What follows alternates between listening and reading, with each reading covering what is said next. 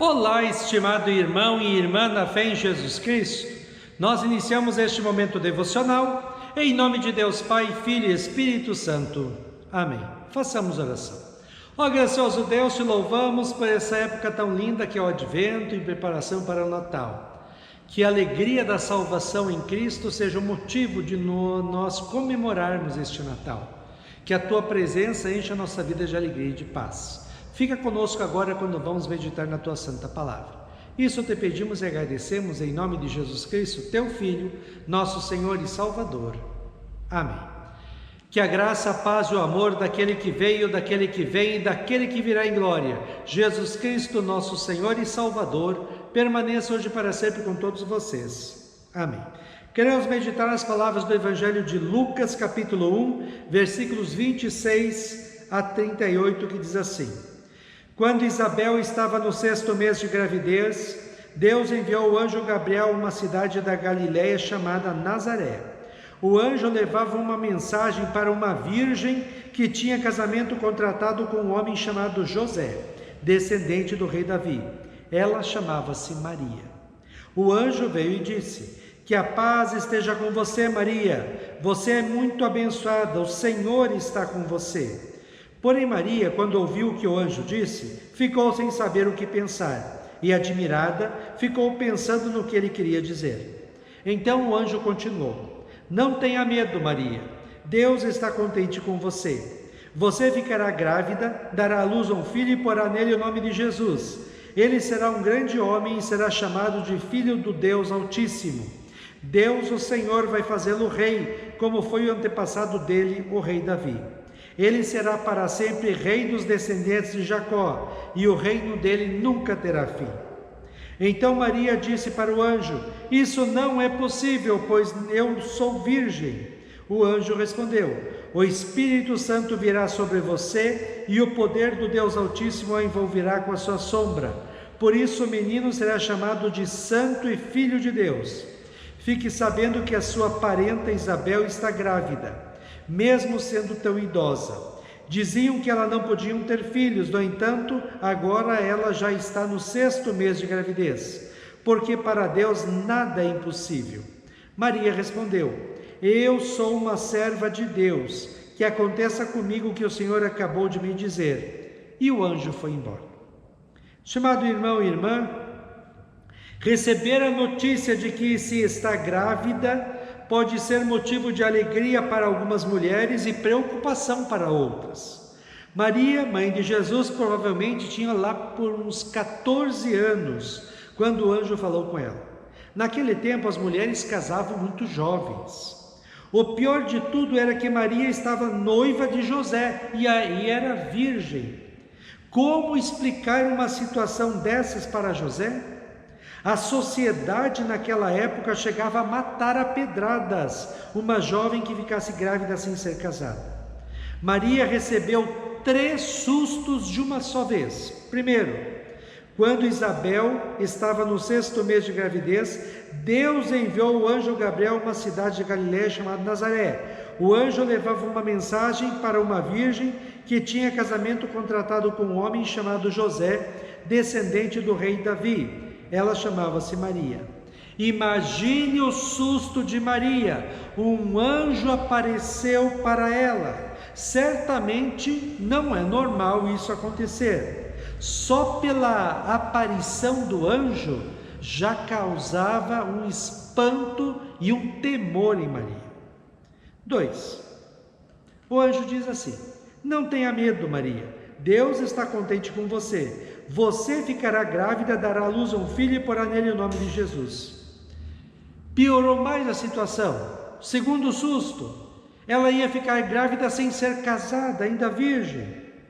Isso naquela época era um erro muito grave, trazia graves consequências para a mulher. Poderia ela ser punida com a morte. Que preocupação dava para Maria uma situação dessas. Terceiro, O Espírito Santo virá sobre você e o poder do Altíssimo a envolverá com a sua sombra. Por isso o menino será chamado de Santo e Filho de Deus. Ele será um grande homem, será chamado de Filho do Deus Altíssimo. Deus, o Senhor, vai fazê-lo rei, como foi o antepassado dele, o rei Davi. Ele será para sempre rei dos descendentes de Jacó, e o reino dele nunca acabará. Ela, terceiro susto, ela seria a mãe do Salvador prometido, o Filho de Deus. Não é à toa que o texto diz assim: porém Maria, quando ouviu o que o anjo disse, ficou sem saber o que pensar, e admirada, ficou pensando no que ele queria dizer. Era muita informação de uma vez só, era muito susto. Embora possamos pensar que tudo foi lindo e maravilhoso, a notícia de uma gravidez assim era motivo de extrema preocupação. Como a família dela iria reagir? E José, o que ele iria fazer quando soubesse que ela estava grávida?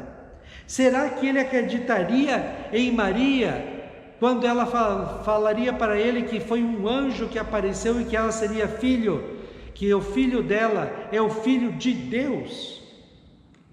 A primeira reação de Maria foi dizer: isso não é possível. E o anjo disse: para Deus nada é impossível. Agora vem a surpresa maior da história.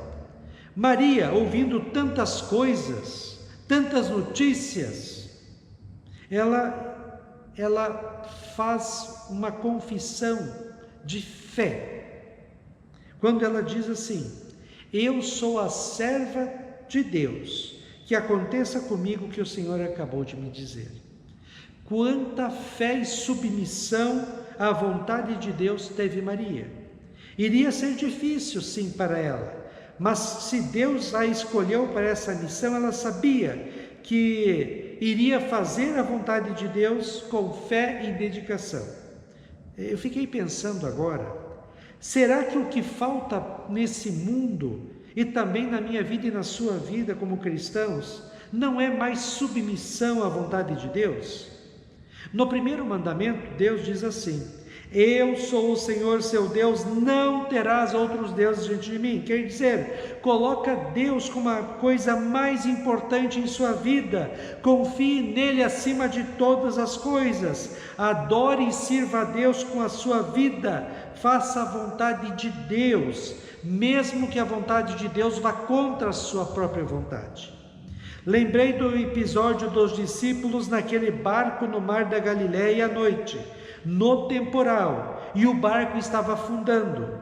Quando Jesus vem até eles e diz para Pedro sair do barco e ir caminhando por sobre as águas até Jesus, Pedro, numa atitude de fé na palavra de Jesus, sai do barco e nada lhe acontece. Por quê?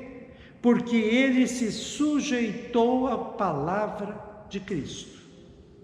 Lembro de tantas e tantas vezes que Deus mandou Moisés fazer algumas coisas que não eram comuns, como por exemplo, na saída do Egito, na frente do Mar Vermelho, Deus manda Moisés levantar o seu cajado e disse para ele que o mar se abriria.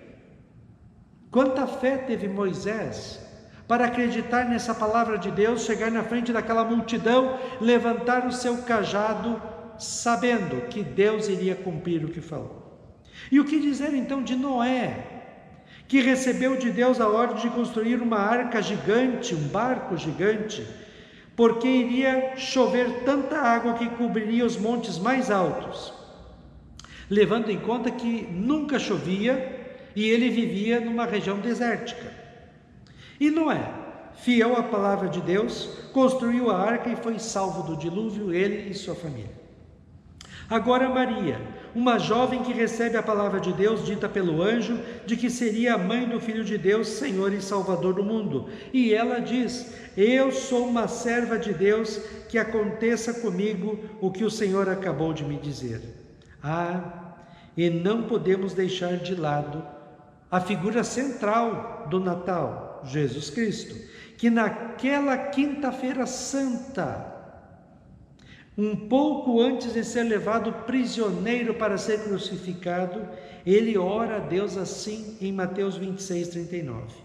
Meu Pai, se é possível, afasta de mim este cálice de sofrimento, porém que não seja feito o que eu quero, mas o que tu queres. Jesus Cristo, mesmo sendo Deus, sujeitou-se à vontade amorosa do Pai, de salvar a humanidade dos pecados através dos terríveis sofrimentos em seu corpo e em sua alma, por causa dos pecados de toda a humanidade. Ele sofreu terrivelmente na cruz e morreu, para nos salvar e nos dar de presente o perdão dos pecados, a vida e a salvação eterna. E Jesus se submete também à vontade do Pai. Estimado irmão e irmã, Maria sabia que ela era uma figurante na história da salvação. Ela sentiu-se honrada em ser escolhida por Deus para uma missão tão importante de ser a mãe do Salvador. Mas ela sabia que não era a figura central na história da salvação. Ela sabia que aquele bebê que ela carregava em seu ventre seria o Emanuel, o Deus que está conosco. Ele sim é o único que é importante. Por Cristo e para Cristo, Maria se dispôs a ser um instrumento de Deus na história da salvação.